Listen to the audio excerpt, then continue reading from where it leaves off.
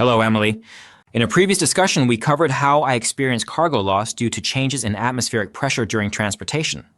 Now, I need to understand how you simulate altitude pressure variations in a CDV vacuum chamber. Hello, James.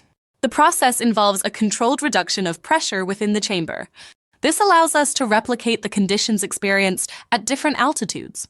We achieve this by using a vacuum generator that efficiently extracts air from the chamber, thereby decreasing the internal pressure. That sounds impressive, but how can I determine the specific pressure that corresponds to each altitude? Great question, James. You should refer to the ASTM D6653 standard, which outlines test methods for containers at various altitudes. It includes a pressure conversion table in Table X 1.1, where you can look up and calculate the pressure for each height. I see, but I prefer not to spend time calculating the pressure each time. Absolutely. We've got you covered.